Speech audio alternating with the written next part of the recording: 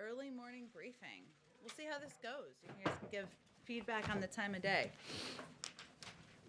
Okay. I have several announcements for you today. To begin, I know many of you and the American people are interested in the news coming from Johnson & Johnson's trial data. The president is encouraged by positive data on a potential new vaccine. He also knows that this is just new data, and now is the time for the FDA to do its job of evaluating the safety and efficacy of the vaccine. In the meantime, he continues to urge all Americans to mask up and follow public health guidelines until it's their turn to get vaccinated. Now, I know there may be a lot of questions you have for us about the trial data or Johnson & Johnson. I'm here to tell you that I'm not going to get ahead of the experts who you will all get to hear from in the next hour in our public health briefing from the COVID response team. They will discuss this more with you and what everything means then. At Wednesday's briefing, I also shared some of the engagement and outreach the White House is doing to move forward the American Rescue Plan. From the president and the vice president on down, that work has continued and accelerated. Yesterday, senior staff spoke again to governors about the challenges they are facing and the importance of relief. Today, National Economic Council Deputy Director David Kamen will meet with the Council of State Governments. The Office of Public Engagement will also brief Black civic groups, anti-hunger and nutrition advocates, and key progressive groups and invite their feedback. These conversations are, of course, critical to building support and moving the president's bill forward. But we also saw evidence this week that the American people overwhelmingly want their elected leaders to work with the president to confront the pandemic and put people back to work. According to a Monmouth poll released Wednesday, 71% of the American people want Republicans in Congress to work with President Biden. That number is up nearly 10 points from right after the election, meaning the trend of support for working in a bipartisan manner with the president is only growing. Finally, the president is committed to getting relief to working families. Hence, he is also meeting this morning with his members of his economic team, with the vice president and Treasury Secretary Janet Yellen, for a briefing on the cost of inaction and the impact of a delay in moving forward with a relief package. Millions of Americans don't have enough food to eat, and millions more have lost their jobs. But interest rates are at historic lows, and that means it's the right time to make smart investments. Moody's, a Wall Street firm, has said that we could end up with 4 million fewer jobs this year if we don't act on the president's plan. That's 4 million Americans who could get back to work. And I'm sure they will discuss all of that at their briefing later this morning. Last thing, we are venturing to provide a week ahead to all of you, or return to providing a week ahead to all of you. So a quick preview.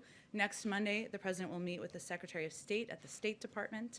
On Tuesday, President Biden will deliver remarks and sign an executive order advancing his priority to modernize our immigration system. And Friday is, of course, Jobs Day, and the president will deliver remarks about the economy. We'll have hopefully more over the next couple of days, but we wanted to provide as many details as we could. With that, Zeke, why don't you kick us off? And just one foreign policy I wanted to get going. With violence surging in Afghanistan, is the president still committed to winding down operations there and bringing troops home this year? I have not spoken with our national security team about this in particular, but his commitment remains. At the top, you mentioned that Americans should follow public health guidance. One of the challenges it has been over the course of the last 10 months is that public health guidance from state to state varies. Some states have mask mandates, others have indoor dining open, others have schools open, others don't. What guidance should the American people follow? Their governor's guidance, or should they follow the president's? Well, first, what we're venturing to do is provide more concrete guidance from the federal government, from the CDC, from health and medical experts on the important steps all of the American people can take to keep themselves safe. That includes the importance of mask wearing, of course, and how vital that is to keeping us safe. It also includes the importance of hand washing, of restricting travel. These are all guidelines that have come in recent days and weeks, I should say, from the President of the United States and from our medical and health experts. But in addition, as we discussed yesterday, there are guidelines including the safe reopening of schools that he signed an executive order on, directing both the Department of Education and HHS and the CDC, I should say, to produce those guidelines to give more specific advice and markers to states and local school districts on what they should follow. So it will ultimately be up to states, to governors, to local school districts and others to make determinations, but we do want to provide more clear guidance from the federal government based on the expertise of health and medical experts on what people should follow and what will help keep the American people safe. I just want to follow up on that one. The CDC study that was discussed here a couple of days ago, one of its recommendations as part of reopening schools immediately was to close indoor dining, restaurants, and bars. Is that a part of the federal guidance that we should be expecting to see from the CDC and the Department of Education soon? Well, the good news is you get to hear from our director of the CDC, I believe, in about 45 minutes, and our medical and health experts, and you can certainly ask them if there's going to be any updated guidance. Go ahead. Dr. Fauci says the U.S. may not be able to meet that goal of reopening most K-8 schools in 100 days because of the trajectory of the pandemic. Given that, is the president going to adjust his goal of trying to get all these schools reopened in 100 days?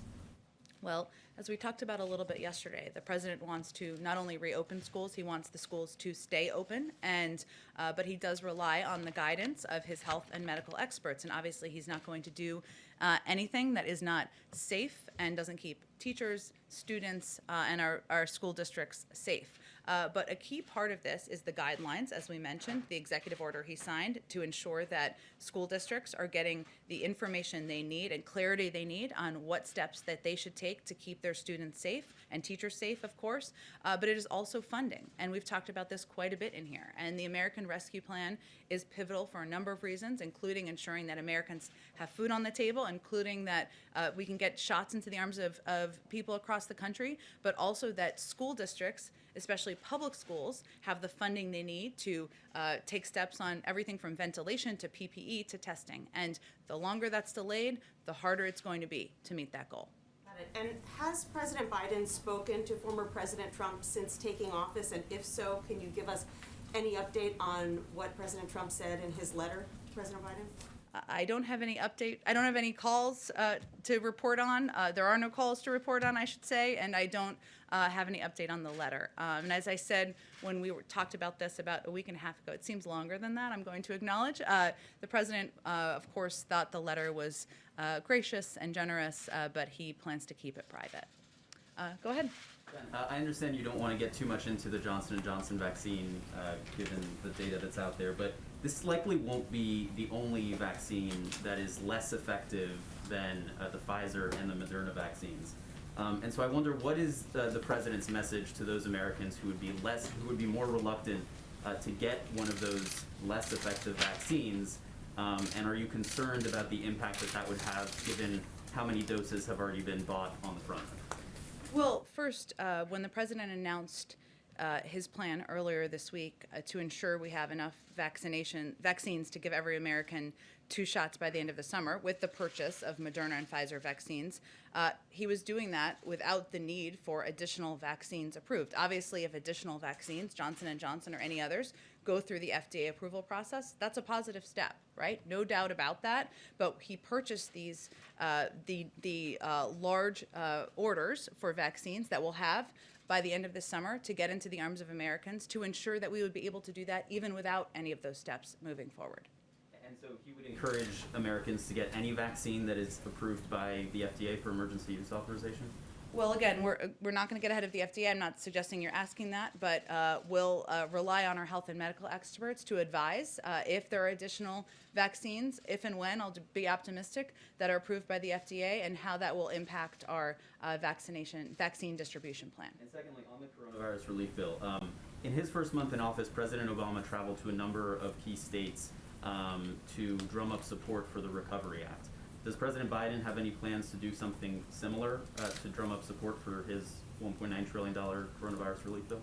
Well, then Vice President Biden also traveled to a number of states to drum up support for the American Recovery Act at the time. And obviously we weren't dealing with a pandemic, so the circumstances were quite different. But he fully recognizes, as do we, the importance of speaking directly to the American people about the components of this package, whether it's the importance of funding to get schools open or get vaccines in the arms of Americans, or just ensure that people know they can put food on the table. And so we're having to take a number of creative steps to do that, whether that's direct television or local media, or from the president, the vice president, and others. We're doing that, whether it is engaging with governors and local elected officials to ensure that we're answering all of the questions they have and that they can convey to the public. So we're taking a number of creative steps, a little outside of the box. Certainly his preference would be to get on a plane and fly around the country, but that's not a step we're planning currently. As a candidate, President Biden did travel a fair amount, especially in the final weeks of the campaign. He's now received both doses of the vaccine, and a number of safety precautions are in place and could be in place for his travel. So why wouldn't he be traveling, or is that something? Well, it's also about keeping the public safe, and we're not going to do a rally with 20,000 people. That wouldn't be a recommendation made by our health and medical experts. Right, but there wouldn't be any plans to travel without a crowd and to go out into the country? We may travel, certainly, but I have nothing to preview for you at this point in time. What I'm conveying is that it is vital for the president and the vice president and every member of our team to be speaking directly to the American people. And so we're looking for creative ways to do that. Can I ask you a foreign policy Sure. question? After Alexei Navalny was poisoned last summer, then candidate Biden said there was no doubt that the Kremlin was responsible for his poisoning, and he vowed to, quote, hold the Putin regime accountable. This week you told us that the president conveyed his concerns to President Putin, but he hasn't yet taken any action to hold Russia accountable. So I wonder, does President Biden hold President Putin directly responsible for the poisoning of Alexei Navalny? And if so, why hasn't he yet taken sanctions action to punish Russia for its actions? Well, first, the president spoke with President Putin earlier this week, as you know, and he did not hold back in his concerns about a number of the actions of the Kremlin and of the Russian government. But there is a review underway that we have spoken about a bit in here by our national security team, and we'll let that review carry forward. That includes the solar winds breach. It includes the poisoning of Alexei Navalny. It includes I'm kind of losing my thought here, but it includes a number of steps, a number of concerning actions they've taken. We want that review to carry forward and to be completed, and the president always reserves the right to respond in the manner of his choosing and at the time of his choosing. Does he hold President Putin responsible for the attempted assassination of Alexei Navalny? We're going to let the review carry forward, and then I'm sure we'll have more to say about it at that point in time. Go ahead. Thank you, Jen. The New York Attorney General released a report yesterday saying that the state had undercounted the number of COVID deaths by as much as 50% in nursing homes. Would President Biden support a federal investigation into what happened in Governor Andrew Cuomo's role? I've seen those reports. I would say any investigation, I would point you to the Department of Justice. Does the White House think that it should be looked into further? Again, any investigation would be led by the Department of Justice. We're in a new age. They're independent, and they will determine what paths they take moving forward. Okay, on immigration, I know you said yesterday that it was never 100% that today was going to be Immigration Day, that it was just an early draft and things changed. But can you help us understand what exactly changed and why it's taking a little bit longer for these executive orders and actions on immigration to execute? Sure. It's of course been widely reported that the president is planning to announce his task force, or now plans to announce his launch of a task force on reunifying families and children, something that is he's personally committed to, his wife, Dr. Biden, is personally committed to and invested in, and he will plan to make that announcement next Tuesday.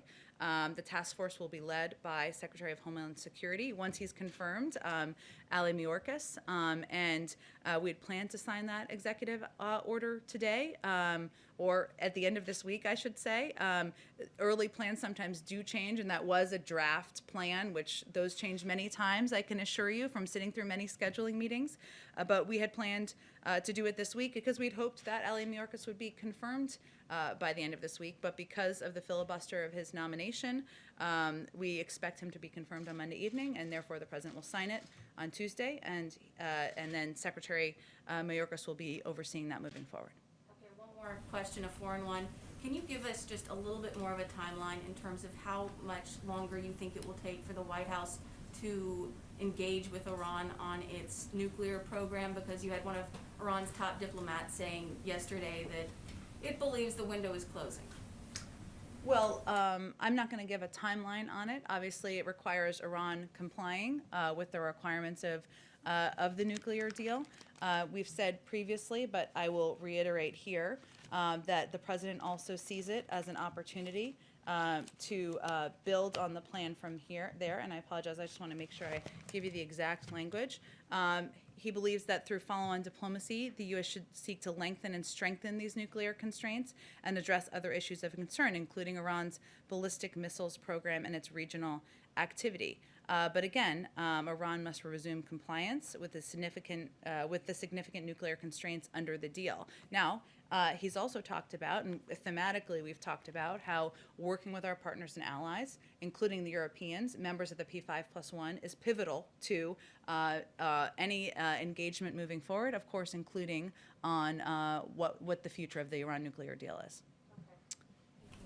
Go ahead. Thank you, Jen. Just a follow-up on Iran. Would the president consider meeting with his Iranian counterpart, Hossein Rouhani, and maybe following President Obama's example, for a starter, have a telephone conversation with him? I think we're getting a little bit ahead of where we are in the process. Again, the first step here is for Iran to comply with the significant nuclear constraints under the deal. But I am certain we will continue to discuss this issue in here and at the State Department and other parts of government. Go ahead. In the wake Steve of- Holland. Oh, hi. I couldn't even recognize you with your mask for a second. Just to follow up on Jeremy's question, Yes. did President Biden specifically call on President Putin to release Alexei Navalny? Yes, as we have publicly, as our team has repeatedly called for through the course of the last several weeks. In terms of the specifics of the conversation, I don't have any more details for you on that. We don't know what Putin said, or did he make any promises? I don't have anything to read out on President Putin's comments, no. In the wake of the GameStop trading incident, is there a public role the White House can play in educating people about the dangers of this type trading? Well, Steve, I know the SEC issued a new statement earlier this morning, or just before I came out here, and I'd certainly point you to that and others to that. And we, of course, respect the role of regulatory agencies.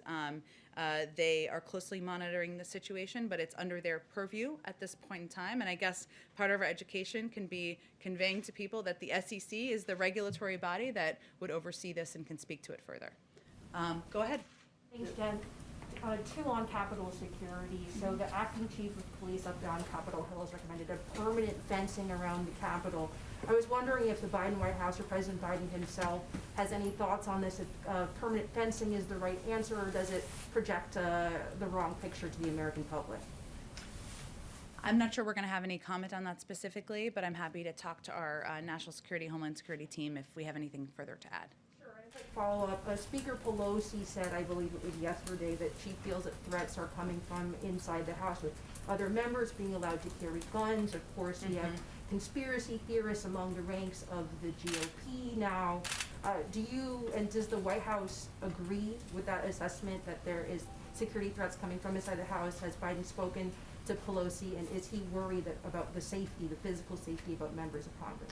Well, he speaks with Speaker Pelosi on a regular basis and certainly has reiterated his support for her and members of the caucus. And he has spoken publicly about his concerns about the rhetoric, of course, around the events of January 6th, but some of the rhetoric that has continued and the role of social media platforms. So he is in close touch with her about events on the Capitol, about the safety of members, but I don't think I have anything more for you to read out beyond that. Go ahead in the back.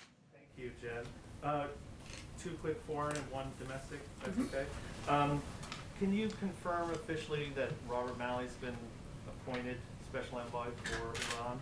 Is that? I can. I believe it was announced this morning, yes? Or I guess I can confirm it here too for you.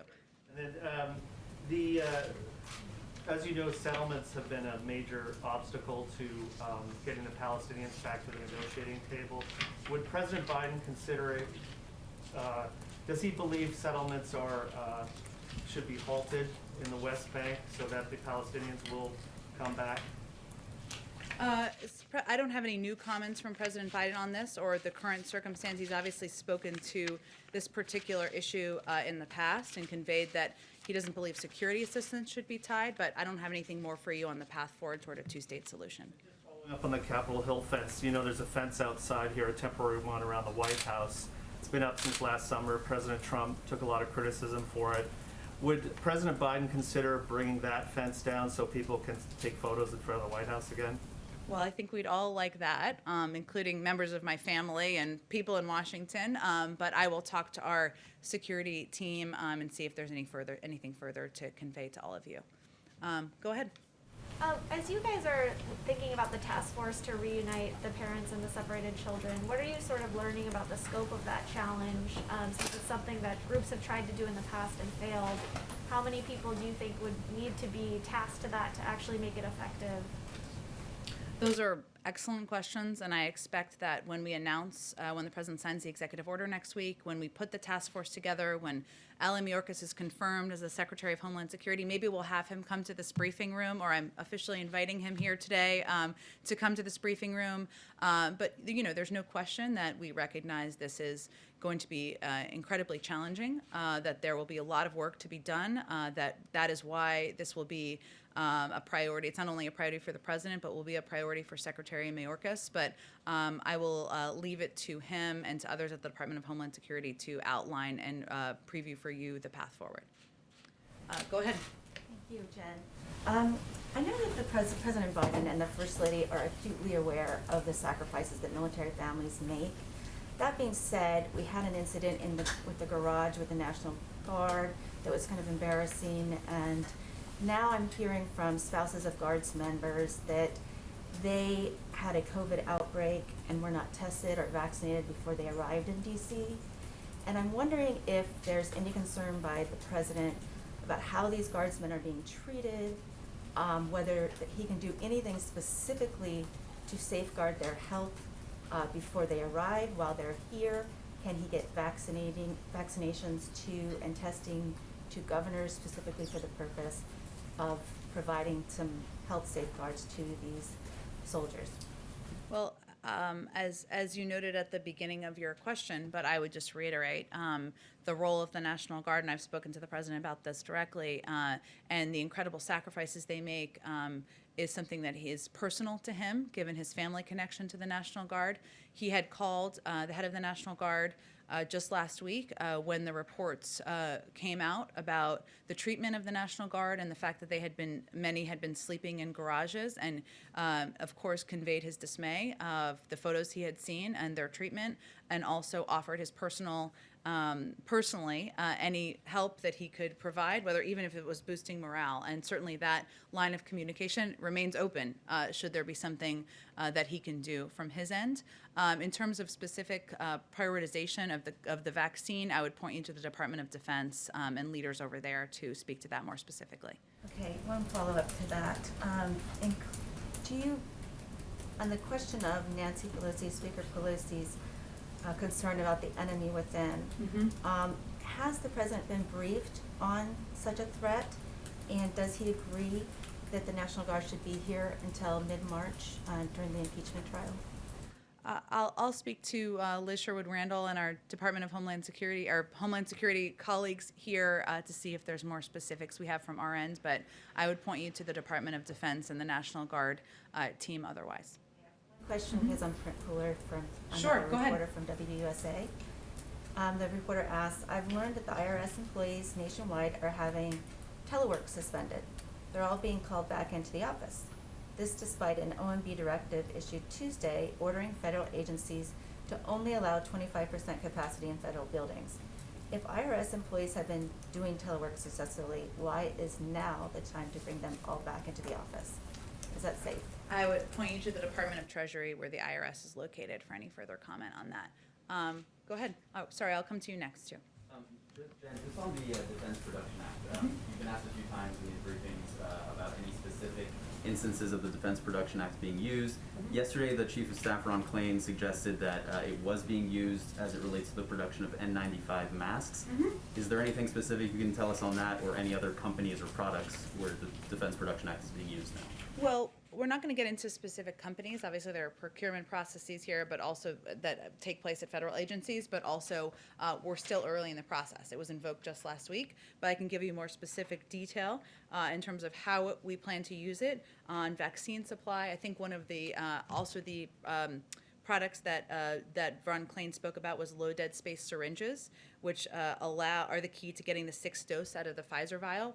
Pivotal in getting more vaccines out into the public. N95 masks, isolation gowns, nitro gloves, again, safety and keeping people safe from infection, pipette tips and high absorbency foam swabs for testing, and then lipid nanoparticles, which are key to the mRNA vaccine, and bioreactor bags, which is what the vaccine is mass produced in. So as you can tell, a lot of this is materials that will help ensure that the vaccine can be used by vaccinators and transported in some cases to vaccine locations. So there's several components of it and very specific materials that we're focused on. And then at the National Security Agency, Michael Ellis, a Trump political appointee, was installed as the general counsel, which is a career position, as you know. Are you guys considering reviewing that decision or attempting to remove Michael Ellis from his position as general counsel of the NSA? I don't have anything new for you on that other than I don't have any personnel announcements. Certainly we're reviewing personnel across government, including political appointees, most of whom have left, but I don't have anything new on any decisions there. Go ahead. Oh, wait, I promised you. Go ahead. Thanks, Jen. FEMA has requested active duty troops be used at vaccination centers when they get stood up across the country. Does the White House support that request? I did ask our team about this. You or someone else may have asked about this the other day, and I think I have something on it here. One moment.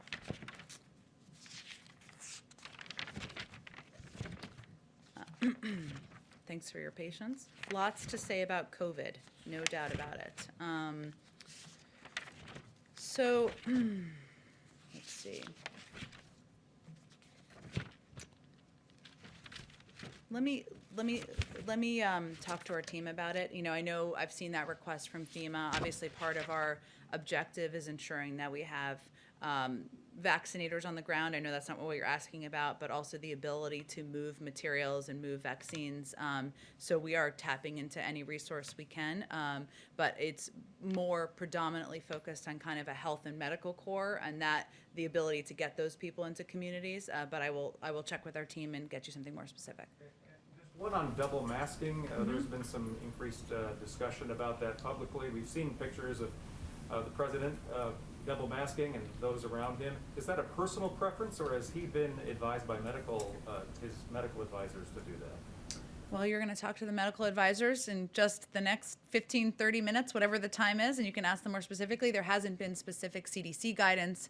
As you have probably seen, Dr. Fauci spoke to this, I believe, in the last couple of days and said it was common sense or made sense. I can't remember exactly how he phrased it, but there hasn't been additional medical guidance given. I've been around the president where he's been wearing one mask. I think obviously he abides by the health and medical advice. Sometimes, not to get too detailed, but it looks like two masks sometimes because we put the N95 one on. It's a little bit more comfortable to have this one on top of it. But I would encourage you to ask the health and medical team during the call that's coming up. Go ahead. Jen, did the White House have advance notice of the Johnson & Johnson results, and did that affect the White House's decision to go ahead and purchase 200 million doses from Pfizer and Moderna? No, the decision was made to purchase the Pfizer and Moderna doses to ensure that we had enough doses to give 2 shots to Americans by the end of the summer. And we did our planning without the need for an additional vaccine to go through approval. Now remember, even though we saw the news this morning, it hasn't gone through FDA approval yet. We don't have a timeline of when that will happen. We leave that to the FDA. Go ahead. Thank you. A couple questions on the economy, starting with China. Former President Trump signed a phase 1 trade deal with Beijing. Does President Biden consider that deal still to be in effect, and does he expect China to meet its commitments under that deal? The national security team, the newly confirmed Secretary of State, President Biden, are all reviewing all aspects of our national security approach, including certainly our relationship with China. We are focused on approaching that relationship from a position of strength, and that means coordinating and communicating with our allies and partners about how we're going to work with China. It means strengthening our economy at home. And it means, determining the best path forward to address a range of issues, not just economic, but strategic and also security. Again, everything's under review, but I don't have anything for you on the China relationship. Sorry, to clarify, so it is still in effect as the past administration left it off? Well, again, everything that the past administration has put in place is under review as it relates to our national security approach, so I would not assume things are moving forward. We are just reviewing what the path forward looks like and doing that, again, from a position of strength, which means coordinating with our allies, members of Congress, and making a determination before we engage further. Go ahead. Sergeant, can you confirm the Politico story about the president warning his family members to avoid any conflict of interest with his presidency and their business ties?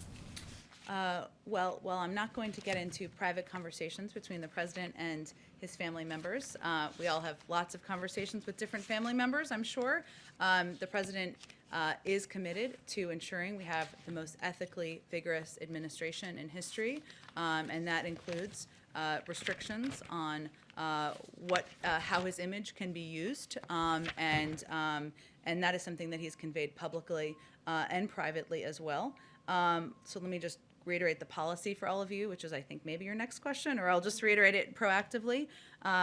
It's the White House's policy that the president's name should not be used in connection with any commercial activities to suggest or in any way that could reasonably be understood to imply his endorsement or support. He's issued the farthest-reaching executive order with respect to the ethical commitments required of his appointees ever, and is very proud of it. And that's something that he is committed to conveying to anyone it applies to. Let me just get to a few more in the back. Go ahead, all the way in the back. Thank you very much. Does President Biden endorse the characterization of genocide concerning the Chinese treatment of the Uyghur minority? Yes, the Secretary Blinken, I almost called him President Blinken. I'm giving him a bit of a promotion. Never know. He spoke about that during his confirmation hearing, so I would certainly point you to those comments. President Biden. He was speaking on behalf of the U.S. government. Did you have a question right there? Go ahead. The governor of Puerto Rico said last week he was in touch with the White House about releasing the remaining disaster relief funds held up by the previous administration. Do you have an update on that? I don't, but I will venture to talk to our team about what the status of relief funds is for Puerto Rico. One other question. Is the White House tracking the confirmed cases of the South African strain that have been found in South Carolina? Have you been in touch with local officials there? Certainly our health and medical team have been, and again, they'll speak to it at their briefing that's coming up at 11 a.m. I encourage you to join that. But as we see reports, our team has been monitoring variants as there have been developments around the world and the potential for them to travel here. It reiterates or reemphasizes, I should say, the importance of getting vaccines into the arms of Americans, something that our health team has said will make people safer, and also reiterates the need for getting the American Rescue Plan passed so that we can ensure we can expedite that effort. Go ahead. Thanks, Jen. Just two quick questions. One following up on the political question. To that degree, is the White House going to make a commitment one way or the other that members of Biden's family is not going to serve in the administration? We've made that commitment, so that continues to be the commitment. For Valerie Biden or anybody else? No, reports that there was an office in the West Wing were not accurate. Gotcha. And then one on Marjorie Taylor Greene. I know you said earlier that you would not like to be commenting on her, but it's a major story. Does the White House have any concerns about a QAnon supporter, someone with a history of racist? Now we're seeing anti-Semitic comments, harassing school shooting survivor families, serving on House committees. Well, I think the reason I conveyed that is because we don't want to elevate conspiracy theories further in the briefing room. So I'm going to I'm going to leave it at that, and we'll leave decisions about committees to members of Congress, and we've certainly seen Speaker Pelosi speak to that. Go ahead. Thank you. 24 Republican senators sent a letter to President Biden yesterday requesting a meeting after some of the executive orders and actions targeting the domestic energy sector. Is that a meeting that President Biden will take? Well, President Biden is committed to, and this you can see this through his actions, working and engaging with Democrats and Republicans to address the crises we're facing, including climate, which is one of the crises that he's identified. We don't have no plans for a meeting of that kind that I can read out for you at this point in time. Sounds like a lot of people to be in a meeting during COVID too, but he is certainly engaged on an individual basis with leaders in the Senate, members of Democratic and Republican senators, and they can certainly raise any concerns they have through that means. And one more question, and apologies if you answered this in response to Steve's question, but I just want to be clear here. Do you anticipate President Biden to address the GameStop controversy when he meets with his economic team a little bit later this morning? No. Do we anticipate him addressing it publicly, you mean? No, just talking about it with his economic team. Well, the focus of the meeting is about the recovery plan, about the status of the economic recovery, about obviously the data that we saw yesterday. I'm sure they'll cover a range of topics during that meeting, but that's not the focus. I know it's a big story, but it doesn't, obviously our focus and our big story is getting the American people back to work. Go ahead.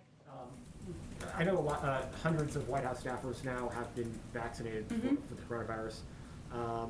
Any specific updates in terms of who's being covered by that, and then also more broadly, because of that, does that give the White House sort of, is that a model for the rest of the country's schools, for instance? Should every teacher be vaccinated in the next 90 days so that the president can meet his commitments to opening schools? Sure. Well, on the first, I think we announced a couple of weeks ago that about 36 members of the senior White House staff, including members of the cabinet, national security officials, had received their first dose, which means right around now a number of people will be receiving their second dose. We are also, as you noted, had released a couple of days ago that the objective and the plan of the White House Medical Unit was to vaccinate hundreds of additional staffers to create a COVID-safe environment here. As you know, there has been the president has, and our team, I should say, has spoken about the prioritization, of course, of teachers and educators and childcare providers. We'd certainly defer to CDC on what that should look like, and they may speak to that on this 11 a.m. call as well, but I'm not going to get ahead of their outlines or prioritization or specifics. And just one more on GameStop, not to belabor the point, but I love the effort. You guys are trying so hard on this. what is the broader message to the American public and people around the world that, in large cases, individual investors acting collectively against large financial institutions are shut down pretty much overnight, while the big banks and financial institutions responsible for the 2008 housing crisis got a get out of jail free card? Well, the message is that the U.S. government is starting to work how it should. The SEC is a regulatory agency that oversees and monitors developments along these lines. It is currently in their purview. They've put out several statements this week. We will certainly defer to them on that, and I'd point you to them for further questions. Go ahead in the back. Thank you. Jen, can we expect to see the president in this briefing room anytime soon? Are you eager to see him? Is that what you're saying? Sure. You know, the president took questions earlier this week when he did an event, and we certainly are going to look for opportunities to continue to do that. The location of where the questions will take place, I don't think I have anything further, but we'll look for additional opportunities for him to take additional questions from all of you. Go ahead. Thank you, Jen. What does President Biden make of reports that Senate Democrats, including Bernie Sanders, who will chair the Budget Committee, which is chairing the Budget Committee, are planning to expand the use of the budget reconciliation process for legislation that's not revenue, does not directly impact federal revenue, like the $15 minimum wage? Is that something that President Biden is okay with? Well, the president is going to leave it to Congress to determine the parliamentary process for moving legislation forward, as should be the case. You know, I think it's obviously been broadly reported that there is consideration on the American Rescue Plan of what the path forward will look like and how to expedite moving that forward. And there's an urgency, and we certainly feel that. But our view is that this bill should be bipartisan. 74% of the public support it. And we want to work with Republicans on fighting COVID and putting the American people back to work. But as we work on this bill, we are going to, our priority is on getting it through and not on the focus on what the parliamentary process is. What is his message to progressives who are arguing that the $1.9 trillion relief package should be the floor and not the ceiling? And would President Biden consider pushing a relief bill that is more than $2 million? What about the idea of reoccurring stimulus checks that some progressives are advocating for? Well, we've seen those reports, and obviously he's had conversations, as our team has, with members of the Progressive Caucus and other progressive members of Congress. And as I've said in here many times before, I mean, part of this process is that the president laid out his vision. He is getting feedback. A lot of the focus in here has been members who have said it's too big, but some are saying it's too small. And as a part of the discussion, we have those engagements and determine how to improve the bill and what opportunities there are to do exactly that. So he welcomes their engagement. He welcomes their ideas, but he's put forward his plan, and his main bottom line is that we're not going to break it apart, and the three components of it are pivotal in moving it forward. But the size and the scope of the package, this is the legislative process. This is democracy at work now. Certainly he has an opinion, and that's very influential in the process. So would he think it's realistic to go above $2 trillion? Well, again, I think the best place to look for what's realistic is to members of Congress and their whip counts, and I'm sure that the leadership can give you an assessment of that. Go ahead. Is there any chance that the Summit for Democracy, which was mentioned during the campaign, could happen before summer? Before summer? Yeah. I don't have any. I know it was a campaign promise and something that was mentioned during the campaign, but I don't have any more details on plans at this point in time. Go ahead. Yesterday we saw Vice President Harris do local media interviews in the states of West Virginia and Arizona. Obviously there's been a lot of focus on your efforts to get Republicans on board. Are you concerned that budget reconciliation even, may not be realistic, or that you may lose some Democrats? Is that why Vice President Harris was making those calls to shore up Democratic support? Vice President Harris was making those calls because we want to make the case to the American people across the country. And obviously, she's not traveling to those states and holding big events or even events with, not big crowds, but some crowd. And so this was a way to do exactly that. Why those states specifically? I think she'll do a number of more regional calls and regional interviews, as will other members of the team, and including on national networks, of course, and that will continue in the days ahead. Go ahead. One more on your favorite topic, reconciliation. I know it's wonky, but that's okay. That's what we're here for. The policy's back. The president, as you said multiple times, is reaching out to Republicans in an effort to get a bipartisan bill. At the same time, Majority Leader Schumer and Speaker Pelosi seem to be aggressively moving towards reconciliation. Does the president think that the Democratic leaders' push for reconciliation at this time is hurting his chances to get Republicans on board?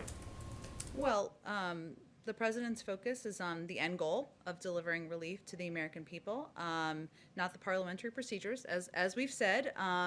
And we can't imagine that the 1 in 7 families who are hungry or the thousands who've lost a loved one to COVID care much about the procedure either. So I would flip it the other way to you. I think a fair question you might ask our GOP or Republican colleagues is why they oppose proposals that have the support of 74%, of the American public. And even if this bill moves forward through the reconciliation process, again, a parliamentary procedure, it doesn't mean they can't vote for it. And the president's objective and focus is to continue to have those conversations and pursue a path forward where he can gain bipartisan support. But again, the public, 74% of the public is with him in that endeavor, and their constituents. Go ahead, Steve. The president spoke with the NATO Secretary General the other day. Is the president satisfied with the level of defense spending by NATO allies? Well, we did. Up in their conversation. I know we put out a readout of that and a fun video, if I may note, of his conversation with the UN Secretary General. You know, he had spoken about the importance of NATO allies and partners, you know, playing the role and contributing their fair share when he was vice president. That remains his commitment, but I don't have any more detail of the call than what has already been read out. Thank you, guys. Have a great day. Oh, let me do one more thing. So it's important to me, but also to the president, that everybody know everybody on the press team. So I'm just going to embarrass TJ, who you guys all know, and Kareen, who are two deputies in the press office, Principal Deputy Kareen, Deputy TJ, who you all should know, the public should know. They're going to be pivotal faces, and they play an important role. So thank you, everyone. Have a great Friday. Thank you.